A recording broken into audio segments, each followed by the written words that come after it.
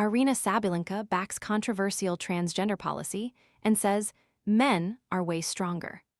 Aryna Sabalenka has voiced her support for the WTA Tour's new transgender policy, which requires all players to undergo genetic sex testing. Last month, the governing body confirmed that players will be asked to provide a cheek swab, blood or saliva sample to check for the presence of the SRY gene, which is part of the Y chromosome and causes male characteristics to develop. Players will be tested once in their lifetimes and will only be allowed to compete on the WTA Tour if they submit a negative result, meaning no presence of the gene. Sabalenka is among those to have spoken out against transgender athletes competing in women's sport and has welcomed the move to introduce genetic sex testing in tennis. So why is everyone suddenly talking about GLP-1? It's the hormone that helps control cravings, blood sugar, and appetite. Basically, it tells your brain you're full. Most GLP-1 supplements out there are actually cinnamon or turmeric in a capsule, Which don't actually support GLP-1. Edavita GLP-1 is different. It's the first capsule with Akkermansia, a gut bacteria linked to GLP-1 release. Plus berberine, green tea, grapeseed, hibiscus, and prebiotics to feed the good bacteria. Scan the QR code now or visit grabdeal.us/7 to explore the details.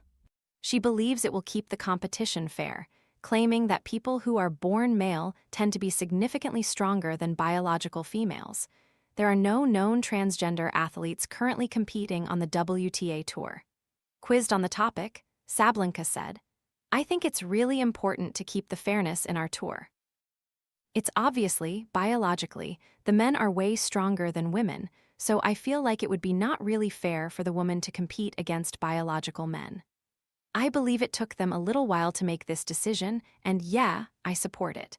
But for me, I'm focusing on myself, on my goals, whatever it takes. If they want to test us all, I'm happy to do that. It's pretty fair, and let's keep it that way." In an interview with Piers Morgan last year, Sabalenka said that it wouldn't be fair for a biological woman who has devoted her entire life to reaching the peak of women's tennis to compete against a male-born transgender player. Before facing Nick Kyrgios in their Battle of the Sexes match, she said, "I have nothing to do against them, but I feel like they have still got a huge advantage over the women, and I think it's not fair on women to face basically biological men. The woman has been working her whole life to reach her limit, and then she has to face a man who is biologically much stronger, so for me, I don't agree with this kind of stuff in sport."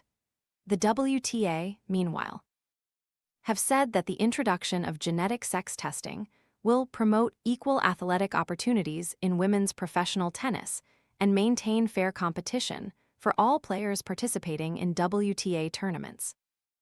In a statement, they added, "Since first being introduced in 1975, the eligibility policy has undergone periodic review in light of developments across international sport. Following the most recent review, which included consultation with WTA members and evolving standards across women's sport, the WTA board approved an updated WTA women's eligibility policy beginning in 2026 based on biological sex. The WTA recognizes that this is a sensitive and complex issue and is committed to treating all players with dignity and implementing the policy in a respectful and thoughtful way. Our community members are treated to special offers, promotions, and adverts from us and our partners.